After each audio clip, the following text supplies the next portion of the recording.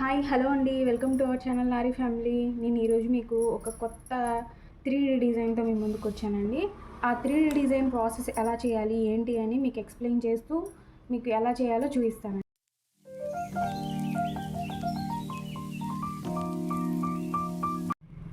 ముందుగా మనం ఏదైతే డిజైన్ సెలెక్ట్ చేసుకుంటున్నామో ఆ డిజైన్ పూర్తిగా వేసేసుకోవాలండి. 3D ఫ్లవర్స్ మనం ఎక్కడెక్కడైతే అటాచ్ చేయాలనుకుంటున్నామో అక్కడ డిజైన్ కుట్టేయచ్చు, లేదంటే ఎడదిరిగి ఫ్లవర్ అంటిస్తాం కాబట్టి ఆ డిజైన్ స్కిప్ చేసేయచ్చు. ఇలా నేను ఇక్కడ 3D ఫ్లవర్స్ అంటిద్దాం అనుకుంటున్నానండి. అందుకని చెప్పి నేను ఇక్కడ ఇలా వస్తుంది వర్క్. యాక్చువల్లీ నేను ఇది స్కిప్ చేసేసాను. ఇది స్కిప్ చేసేసి కుట్టేశాను నార్మల్గా. ఇలా ఫ్రంట్ పార్ట్ 3D ఫ్లవర్స్ వద్దన్నారని ఇంకా అందుకని చెప్పి నార్మల్ డిజైన్ వేసేసాను. హ్యాండ్స్కి కూడా ఇట్లా వచ్చేసాయి అనమాట బంచెస్.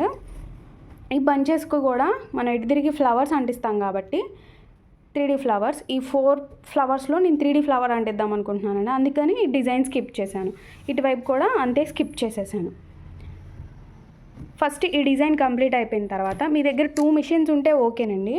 కానీ ఒక మిషనే ఉందనుకోండి, అప్పుడు ఏం చేయాలంటే ఫస్ట్ ఈ డిజైన్ వేసేసుకున్న తర్వాత తీసి పక్కన పెట్టేసేసి మనం ఏదైతే ఫ్లవర్ 3D ఫ్లవర్ కుట్టాలనుకుంటున్నామో ఆ ఫ్లవర్ ఏ కలర్లో ఉండాలో డిసైడ్ అవ్వాలి. ఆ colour cloth, same colour cloth వేస్తే ఏంటంటే మనకి కింద మనం ఇట్లా ఫోల్డ్ చేసిన తర్వాత కూడా కింద వైట్ కానీ ఇట్లా కనబడకుండా ఉంటుందన్నమాట. దానికి తోడు బార్బిన్ కలర్ కూడా మనం సేమ్ ఏదైతే కలర్ 3D ఫ్లవర్ కుట్టాలనుకుంటున్నామో అదే కలర్ బార్బిన్ క్లాత్ కూడా వాడితే బెటర్ అనమాట. ఓకేనండి. నేను 3D ఫ్లవర్ని రెడ్ కలర్ దారంతో కుడుతున్నానండి. అందుకని రెడ్ కలర్ క్లాత్ మీదే 3D ఫ్లవర్ స్టిచ్ చేశాను. నాకు దగ్గర దగ్గర ఒక 13 ఫ్లవర్స్ దాకా అవసరం అవుతాయి అనిపించిందండి డిజైన్లో. అందుకని ఒక 15, 16 అంటే 2-3 ఎక్స్ట్రానే వేసుకున్నాను. ఎంబ్రాయిడరీ ఫ్లవర్స్ అనమాట. తర్వాత దాన్ని ఇలా కట్ చేసుకోవాలండి. చిన్న చిన్న పోగులు కూడా లేకుండా దగ్గరగా కట్ చేసుకోండి. ఎందుకంటే తర్వాత మనం షోల్డరింగ్ చేసేటప్పుడు ఆ చిన్న చిన్న పోగులు ఎక్కువగా ఉంటే కనుక అది నల్లగా అవుతున్నాయి అనమాట. ఈ 3D ఫ్లవర్లో ఏంటంటే మనం లోపల కట్ చేయాల్సిన అవసరం లేదండి. అది చుట్టూ మాత్రం అవుట్లైన్ నీట్గా కట్ చేసేసుకొని తర్వాత ఇది షోల్డరింగ్ రాడ్ అండి. ఈ షోల్డరింగ్ ఇలా చేశాను అనమాట. షోల్డరింగ్ చేసుకునేటప్పుడు మనం గుర్తుంచుకోవాల్సిన పాయింట్ ఏంటంటే కొంచెం హీట్ అవ్వాలండి. మరీ హీట్ అవ్వకపోతే ఏంటంటే పోగులు లేచి వచ్చేస్తూ ఉంటాయి అన్నమాట. హీట్ కరెక్ట్గా అవ్వాలి. మరీ ఓవర్ హీట్ అయితే బ్లాక్ వచ్చేస్తుంది.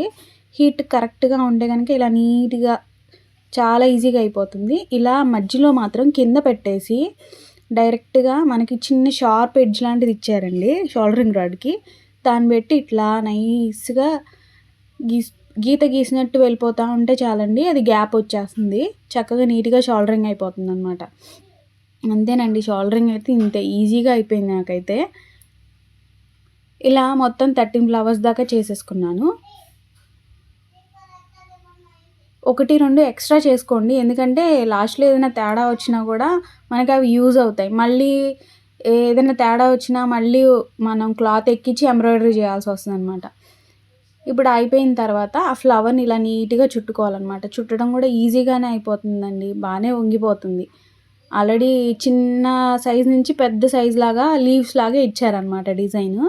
చక్కగా ఇలా చుట్టేసుకొని కింద వైపు మనం నార్మల్ సూదితో, హెమ్మింగ్ సూదితో ఇలా కుట్టుకోవాలన్నమాట. హెమ్మింగ్ సూది కూడా చిన్నది తీసుకోండి, ఎందుకంటే ఇది బాగా థిక్గా పడింది కుట్టు, అందుకని దూరట్లా సూది. మనం చిన్న సైజు హెమ్మింగ్ సూదిలోనే చిన్న సైజు ఉంటుంది కదా, దాంతో కుట్టుకుంటే ఈజీగా అయిపోతుంది అనమాట. ఇలా చుట్టూ కుట్టేసుకొని లాస్ట్లో మిడిల్లో కుట్టుకోవాలన్నమాట. కుట్టు కొంచెం గట్టిగానే వేసుకోండి, ఎందుకంటే మళ్ళీ ఊడిపోయే ఛాన్సెస్ ఉంటాయి కదా, స్ట్రాంగ్గా ఉండాలి కదా. ఇలా మధ్యలోంచి పైకి తీసుకొని సూది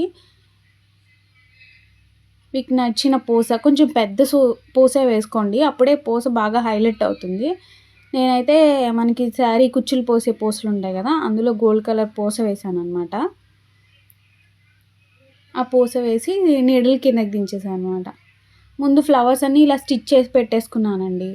13 ఫ్లవర్స్ దాకా పట్టాయి కదా, 13 ఫ్లవర్స్ని ఇలా కుట్టేసేసుకొని పక్కన పెట్టేసుకున్నాక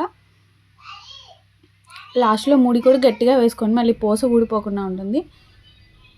ఇలా పైన పెట్టాను అంతేనండి. ఫ్రేమ్కి పెట్టి చూశాను ఇలా అవుతుందని చెప్పి. తర్వాత మొత్తం అన్నీ స్టిచ్ చేశాను అనమాట.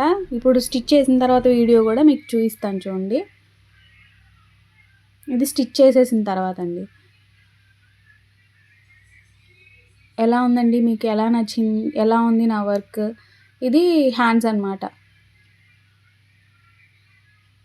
ఈ వీడియో గనుక మీకు ఏమాత్రం కొంచెమైనా యూజ్‌ఫుల్‌గా ఉంటే గనక ప్లీజ్ లైక్ చేయండి, షేర్ చేయండి. నేను వీడియో తీసిన మా పాప నన్ను చూయించు అని గొడవ చేసేస్తుందండి. అందుకనే ఒక వీడియో పోస్ట్ చేస్తున్నాను. మీకు వీడియో గనుక నచ్చితే please like, share and subscribe to our channel. Thank you. By.